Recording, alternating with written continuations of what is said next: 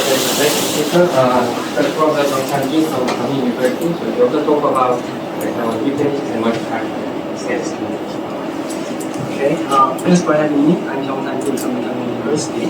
I'm going to talk about entanglement weakness and state discrimination. And this is a joint talk with my postdoc going up, and it's based on one of our recent papers in the archive here. So before getting started, I'd like to briefly talk about my research group at Jeong University. We are already in applied math department. We have two postdocs. One is Dong Ha, who is the next speaker, and the other postdoc is Min, whose talk is on tomorrow. And we have three PhD students, Jeong, Seha, and Jeong. We are glad to be here. Okay, so in this talk, first I'm going to talk about some preliminary things, including notations, and the concept of entanglement weakness, and the state discrimination, mainly about minimum error discrimination. Then I'll talk about quantum state discrimination by separable measurement. Then I provide some condition for minimum error discrimination achieved by separable measurement.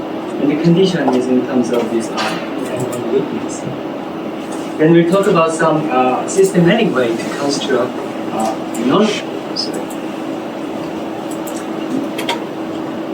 non-local quantum state ensemble using entanglement weakness. Then I summarize. Okay, so because we talk about multi-party state discrimination, the paper space of our consideration is complete space, carry H. And this body gauge denotes the set of our Hermitian operators acting on this carrier H. And H plus is a subset of H, which consists of our positive semi-definite operators. And by using this notation, we can define quantum state as a operator in this H plus with a unit trace. And the measurement is just a subset of this H plus with this completeness condition. And an operator is called separable. A positive operator is called separable if it can be decomposed as the summation of this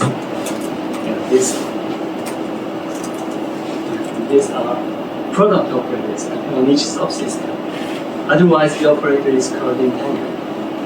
And we use this notation for the SAP set, which denotes the set of all separable operators in H plus. The dual set of cell will be denoted as this subset, which is the set of all operators E, whose expectation with every separable operator is non-negative. Okay? And one thing we can note here is the following. For any operator in this subset, it's block positive. That means for any product state, its expectation is non-negative. Okay? So from now on, I'm going to use those two terms simultaneously. An operator is in this subset, and at the same time, maybe I can also use that an operator is block positive. So entanglement weakness has been mentioned several times today, I guess. But by using my notation, entanglement weakness is an operator which is block positive but not positive. Okay? So this is the picture of the self-intelligence. So we have separable operators here contained in set of positive operators, semi-definite operators. It's contained in the set of our block positive operators, which is in the set of our Hermitian operators. And the entanglement weakness is this shaded area. Again, it's block positive but not positive. Okay, so let's talk about state discrimination. Let's consider the situation. There is a set of state, and one of the state is prepared with some preparation probability. And the task of state discrimination is to guess which state is prepared. Okay? Maybe I can use the notation of this ensemble, state ensemble Hi and rho I, to describe this situation. A state rho I is prepared with the corresponding with the corresponding probability at I. Okay? Yeah. Then of course what we can do quantum mechanically is to perform measurement. So we have a set of operators, and the decision rule here is the following. If MI is detected, then we may guess the prepared state is rho I, no matter what the actual prepared state is. And as we know, the probability of detecting MJ when the rho I is prepared is given by this expectation trace of rho I and J. And the average average probability of correct guessing, or say success probability, is nothing but the expectation of this correct guessing probability of each state. And the guessing error, of course, this is it depends on what measurement operator we are using. And the guessing error is nothing but the complementary probability. Yes. And the eta is? Sir? And the eta is distribution of rho I? Eta. And you're talking about this Yes. one? It's the preparation probability. Ah, okay. Yeah. Okay, so the minimum error discrimination is to minimize this guessing error over possible measurement. Okay? And equivalently, we can also say that minimum error discrimination is to maximize this average success probability over possible measurement. And the maximum value here is also known as the guessing probability. That's why we have this subscript G here. But at the same time, you can also think this G means that there is no restriction on the measurement. You can use any arbitrary general measurement. Okay? Of course, as you can see, this is an optimization problem, so it's generally hard. However, there is a well-known condition about the optimal measurement realizing as PG. And if this measurement realizes this maximum average probability, then it's done only for each I, this operator needs to be positive. Okay?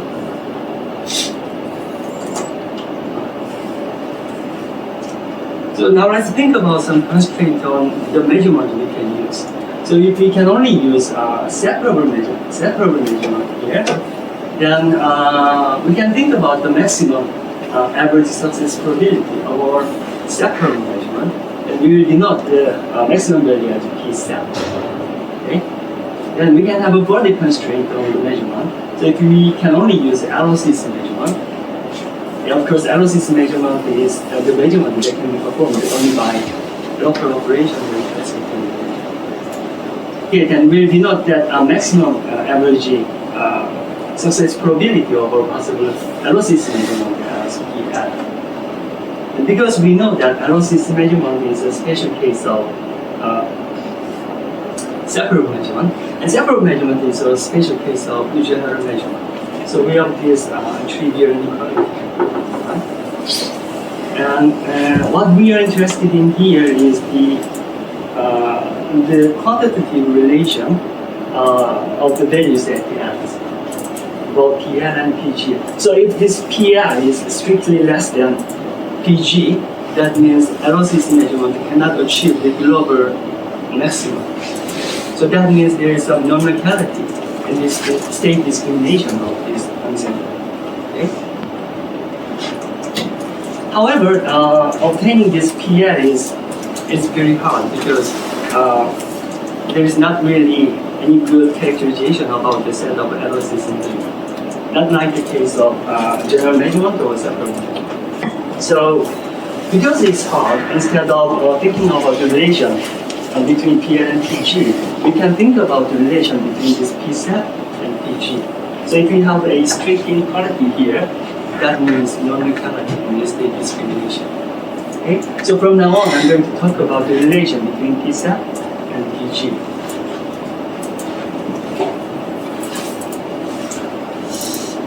Okay, so for that, let's talk about some upper bound of P set. Okay?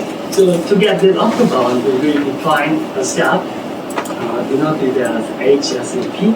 It depends on this, of course, Yang-Sing Wave signal, which is the set of our operators such that for each I these operators is block positive. Okay?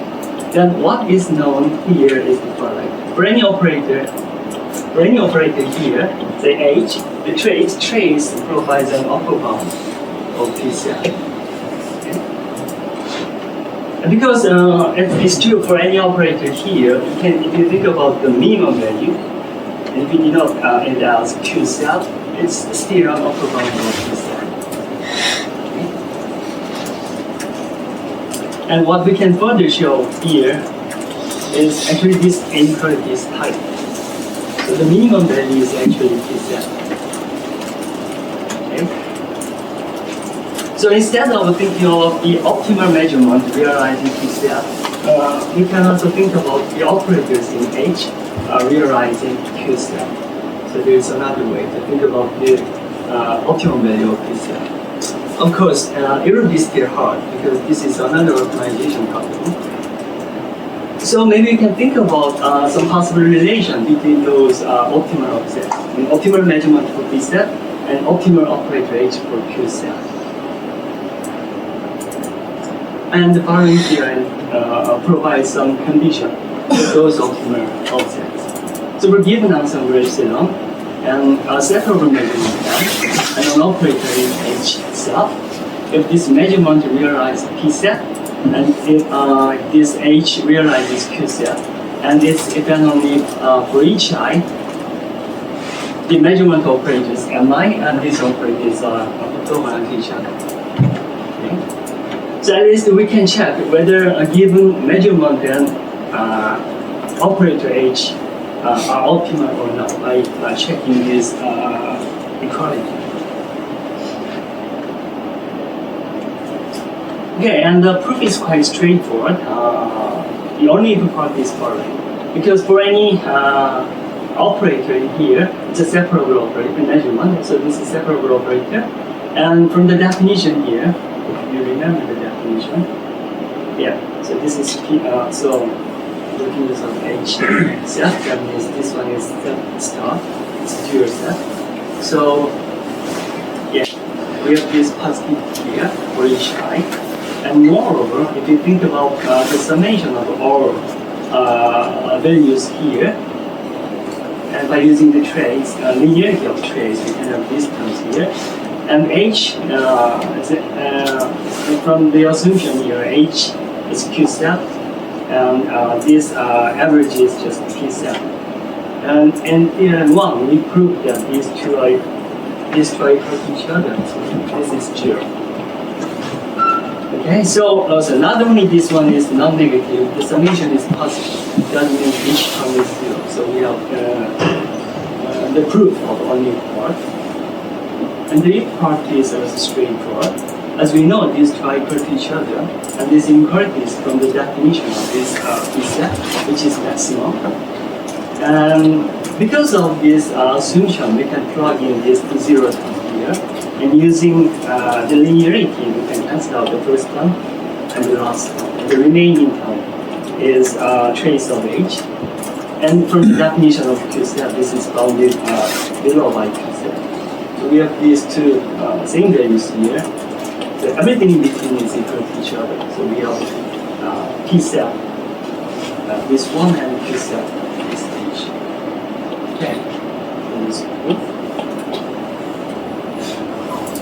And a direct corollary we can obtain from theorem 1 is the following. So for an state ensemble here, if P cell is one of the preparation probability, say eta 1, and that's if and only for each I these operators in self-star, it's block positive. In the sense, maybe I can say like this: row 1. With the probability eta 1, row 1 dominates the rest of the states in the sense that this operator is block positive. Okay? So this is actually the case if we think about this measurement. Okay? So we just guess that the state row 1 is right here. That this measurement means that. So if this is true, that means that this measurement is the optimal measurement for P cell.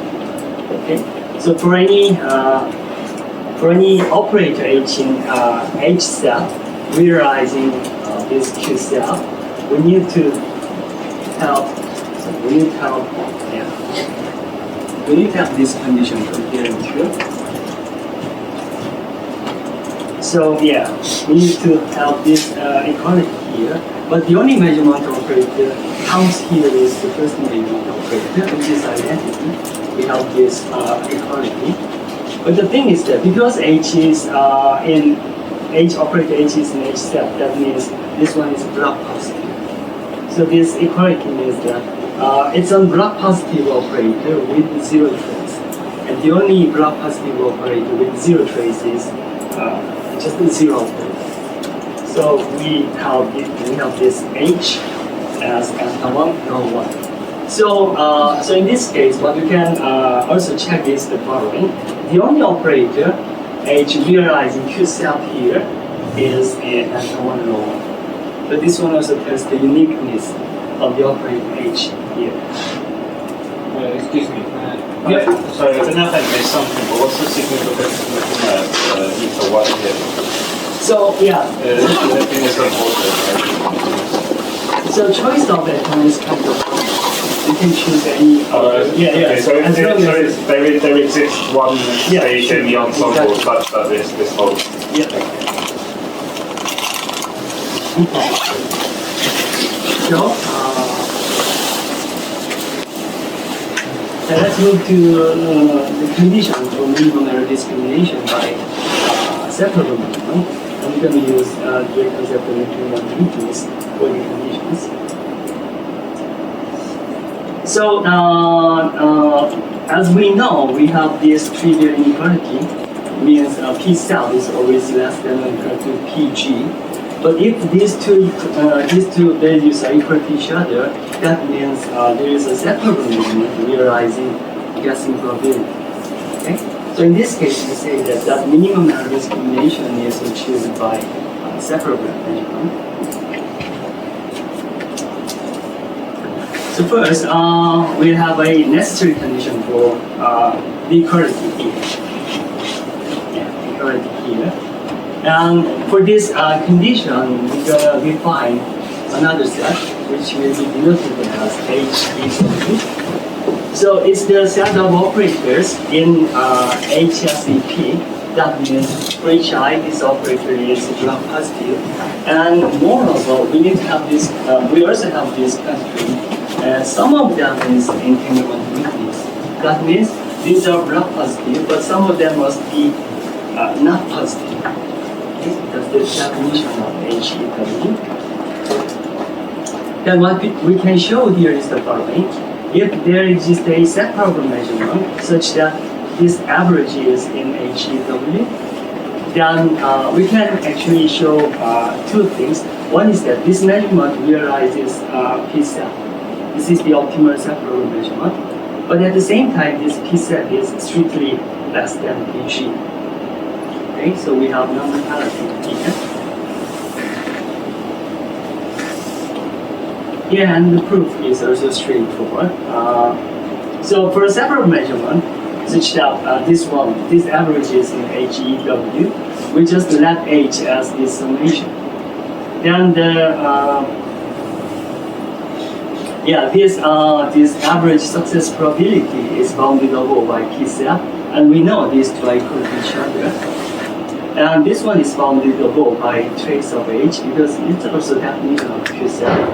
Then because we let this H as this summation, the trace of H is this. Okay. So here we have this P cell because these two are equal to each other. So this quantity is this one is equal to this, right? And the reason why we have this inequality here is because the choice of H is in HEW, which is a subset of HSEP. So we have this inequality as well. So we prove this equality here. And for the inequality here, let's assume that if equality holds here, that means the operator realizing P cell also realizes PG. Okay? So that means this is an optimal operator for gas equality. So we need to have this condition for the optimal measurement, okay, for gas equality. And as we define the H as this, that means for each J, this one is positive cylinder, which contradicts to the choice of H. H is in HEW. The definition, if you remember the definition of,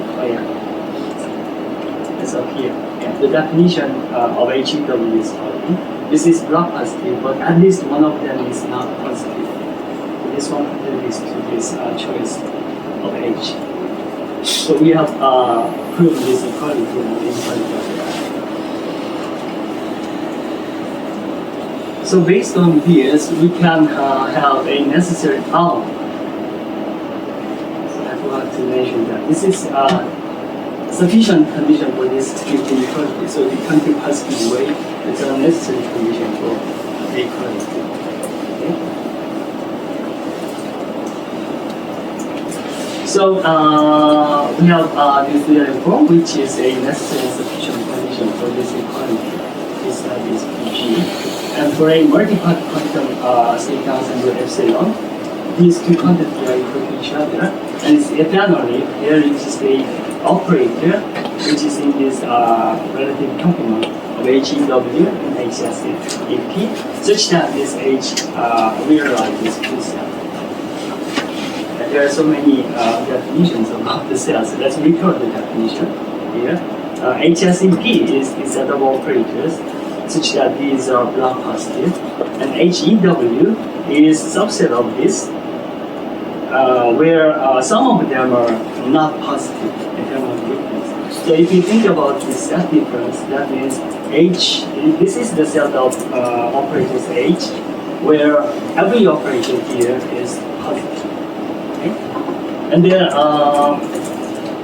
theorem says that these two are equal to each other if and only there exists an operator H such that this one is positive summation for HI.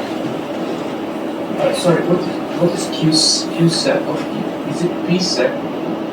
Q set, they are equal to each other. That's what we proved. But the definition of Q set is the minimum trace of H in H cell. It's always an upper bound. How difficult is it to compute this which is set, which is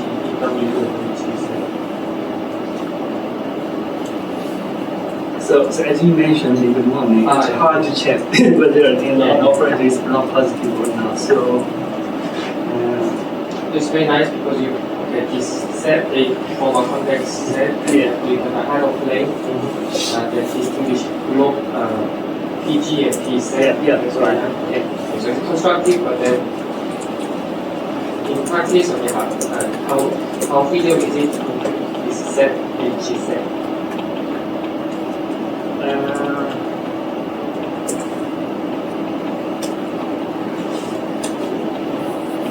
So are you talking about any characterization about this? Yes, for instance, I find a system that eta I y maybe I find a quantum state, and I may look for some operator H such that is easier to price that on the phone.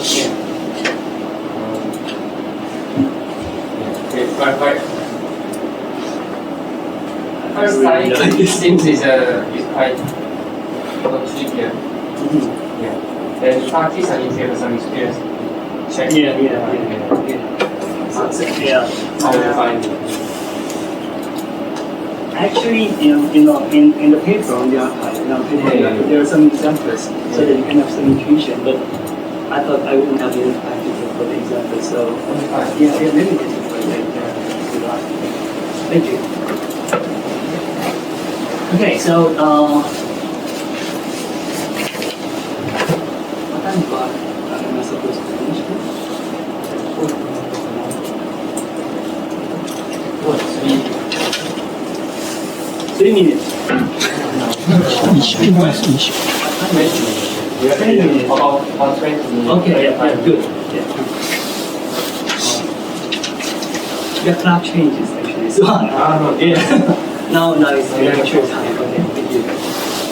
So let's prove this. Okay. So for the proof, we let this measurement operator as the separable measurement, realizing the optimal separable measurement. And first assume that these two are equal to each other, and let H to be this summation. Okay. Then because of this assumption, and realize PSCP, which means and realizes PG, frequency probability. So and needs to satisfy the condition for optimal measurement for guessing probability. So we have this condition here. Everything here is positive semi-definite. But yeah, the definition of H is nothing but this average. So that means H minus anti-rho I is also positive semi-definite for HI. Okay? So that means H is in this H step minus HEW. And moreover, the trace of H is nothing but this average probability, which is P set, and the assumption says that this is Q set as well. That's our assumption. So that was the proof of on this part. And for the if part, let's assume that H is in this sequence between H step and HEW, that H realize this Q set. And the situation we got here is the following. M is the separable measurement realizing Q set, and H is in this H cell realizing Q cell, right? Then what we proved before is the theorem 2, which says the relation between these optimal objects. So we have two optimal objects, so they need to satisfy this orthogonality. Okay? So by using this orthogonality, so for each I, we have this orthogonality. Then if we think about the optimality, so we're going to show the optimality condition for this measurement F, so that we can show this one actually realizes this PG. So to do that, we need to check whether this one is positive or not. Okay? And because this is a zero trace, we can actually plug in this term here. And the reason is, so because this MI is positive operator, and this H is from here. So this one is also positive. And we have the product of two positive operators whose trace is zero. That means these two, their support do not overlap each other. So their composition is nothing but zero operators. We can just plug in so this term here. Okay? Then we can cancel out the first and the third term, and the remaining term is nothing but this. Okay? And the solution set, this one is in H plus, is positive somewhere. That means this measurement operator is the optimal operator. So we have this equality. Okay. So what we've got so far, actually there are several theorems and corollaries, and let's think about these two together. Corollary one means that one provides actually the situation when this H is unique. Okay?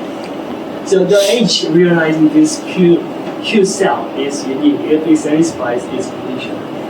And if you think about theorem 4, so it's the necessary and sufficient condition for this equality. But if we think contrapositively, that means if this one is a strict inequality, that means there is no such operator H here realizing this Q cell. That means if this one is strict inequality, that means every operator H realizing Q cell is in HEW. Okay, so remember, I'm talking about just the equivalent statement here. So we can put these two together. So once we have a condition of corollary one, that means we can assure the uniqueness of H realizing Q cell. Okay? And at the same time, if this one is strict inequality, that means that unique H needs to be in this HEW. Okay? So by combining these two together, we Yeah, we can have corollary too. So for a multi-party quantum state ensemble epsilon satisfying this condition, that is the condition for corollary one. That means there is only one unique operator H realizing Q cell. Then we have this equivalent extension under this assumption. So this street inequality goes and this eternally that operator is in some of this is entanglement with this. Okay? So H is in HW. Yeah, that means if you remember the definition of this, then H minus and high rho I are block positive, but some of them are not positive, which implies that yeah, some of these are entanglement with this. Okay, so again, it's a shame because I don't have any examples here. Yeah, but if you're interested, maybe you can check out our paper on the archive. There are many examples. Okay, so now let's talk about some systematic way to construct non-local quantum state ensembles using entanglement weakness. Okay, so if we have a entanglement weakness, then we can think about state ensemble consisting of these two states with these preparation probabilities. Here, P is any positive operators such that this summation is positive sum-item. Of course, we can always choose this depending on the eigenvectors of the negative eigenvalues of this W. Then we can it's straightforward to check that the difference of these two is just proportional to entanglement weakness W. That means the condition of corollary 2 is satisfied. So this ensemble is a non-local ensemble. That means P cell is strictly less than PG. Okay? Yeah, and from this, of course, we can have this inequality. PL is strictly less than PG. And if we have several entanglement weaknesses, we can also use them to construct state ensemble showing non-locality. Okay? For these entanglement weaknesses, we can have this quantum state with these probabilities. And again, for each I, this operator is proportional to each entanglement weakness. That means the condition for corollary 2 is satisfied. So this ensemble is a non-local ensemble. Okay? Actually, Jeong talked about mirroring weakness today in the morning. So we can also use those, those concepts to construct non-local statements. So if we have a density operator, so the basic idea is following. If we have a density operator A, satisfying this condition. So here, lambda next is the largest eigenvalue of A, and UA is the maximum values of this expectation for separable states. Then, if this one is strict, then we know that this one can be used as an entanglement weakness. Okay? And if we construct a set of ensemble of states like this, for any R here, then for each we have two states. So this is proportional to this entanglement weakness, which satisfies the condition of corollary 2. So we know that this ensemble is a non-local ensemble. And another entanglement weakness, the mirror one, is from the least eigenvalue of A. We can also use this. If this is so the inequality is satisfied, then we can use this as the entanglement weakness, and we can construct this ensemble such that this operator is proportional to this entanglement weakness. And that means the condition for corollary 2 is satisfied. So we can assure that this ensemble is a non-local ensemble. Okay. Right. So to summarize, I talked about the relationship between Taiwan's weakness and quantum state discrimination, and what I talked here is about the condition for the case when minimum error discrimination is achieved by separate measurement, and the condition was in terms of entanglement weakness. And also I talked about a systematic way to construct the non-local quantum state ensemble using entanglement weakness. And yeah, possible future work we can think about here is the first one is because we only talked about the set of separable state, separable measurement, right? To check the difference between PG and PL, we can use P7 as an upper bound. Maybe we can think about some other set of measurement. Okay, so another set we can think about is the set of our PPT measurement, which is a superset of separable measurement. And actually, we can also obtain some similar result by using set of our PPT measurement. We can obtain some condition. So PPT means the maximum average success probability or possible PPT measurement, which is usually a low bound of PG, and we can obtain some condition of this equality. And it's strongly related with so-called decomposable entanglement weakness. And we can also think about some other state discrimination strategies. Because in this talk, I only talked about minimum error discrimination, but as we know, there are several other measurement strategies. So we can think about other measurement strategies and whether we can obtain similar analogous result. So I guess that's it. Thank you for your attention.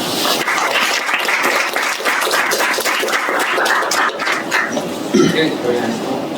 Questions?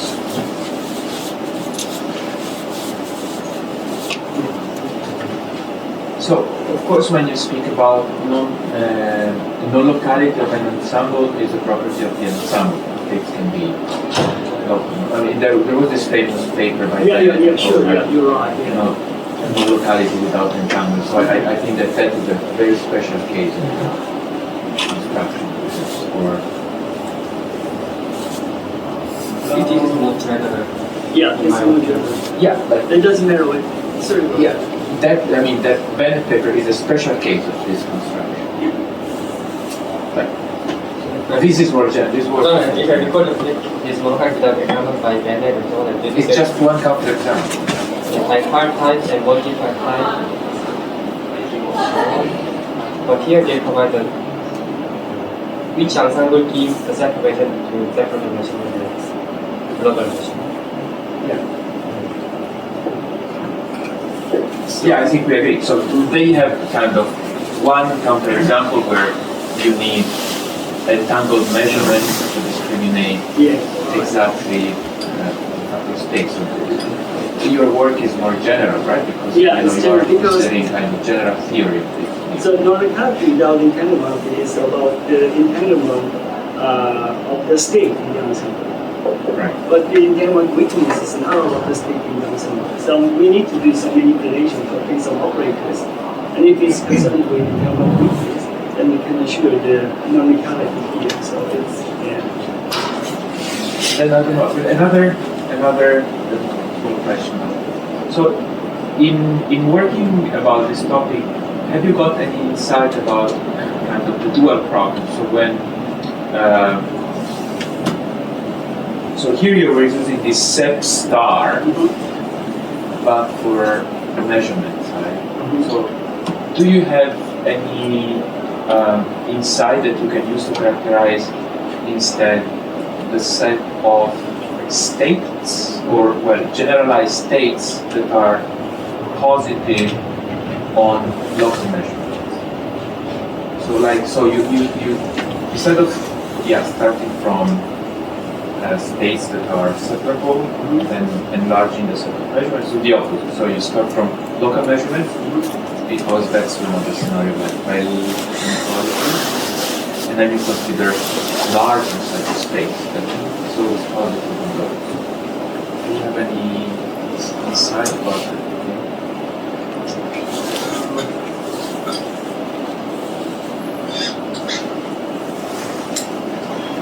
I can't really say anything.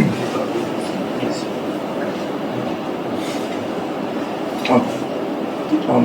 Do you have any idea or could you comment on the gap between LOCC measurement and separable measurement?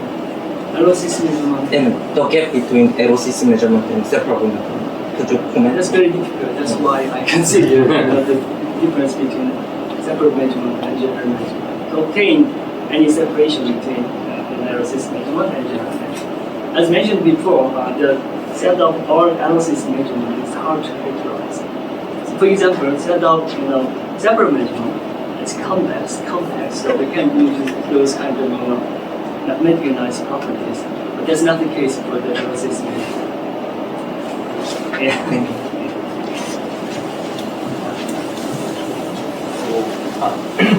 Is there any close relationship between the non-local compound state ensemble and entanglement? In non-local state ensemble and Entanglement. Yeah, so intuitively,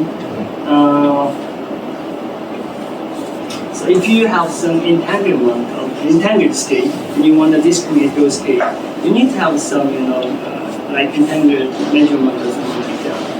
But the converse is not generally true, as what Francesco mentioned. So, yeah. Example.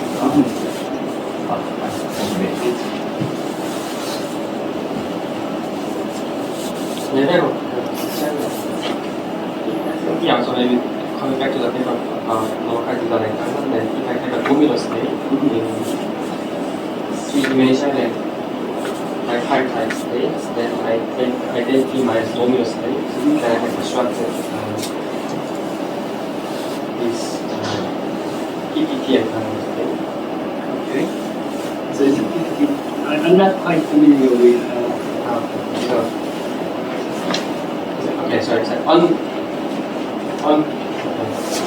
This example, normal dynamic pattern is on extendable product basis. It's called UPB state. Okay. So identity minus all UPB. The fourth state is identity minus product state. So everything is a UPBT. Yeah. But since I remove all possible product bases, the remaining is a entangled state. Complete entangled state. So it's called UPB entangled state or bound entangled state. And suppose I construct a witness for this UPB state, and then witness is written like identity minus entangled projection of that state. Okay? And then I can compute upper and lower bounds, like my mirror witnesses. And okay, then I think this one. But then I mean my answer is UPB state and 5 states. And here your relation to the witness and multiplied by states, are they just 2 states only or maybe because of multiplied by states? So it depends on how many witnesses you have. Ensembles only. Yeah, I mean, so if there are several entangled witnesses, we can have Einstein group with this number of states, but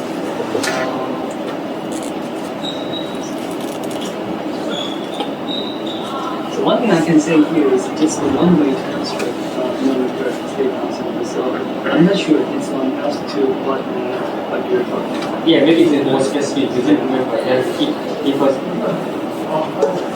maybe we can discuss later. Yeah. This is how we could construct non-decomposable witness from unexplainable product basis. And there we haven't looked at. Yeah, of course, the long-time dynamic is always there, but we haven't looked at this. Yeah, you can see.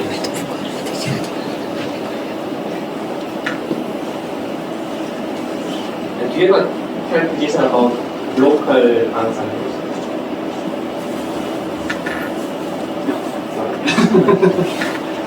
Not yet. Yeah, okay, it's very nice. Okay, let's take a speaker.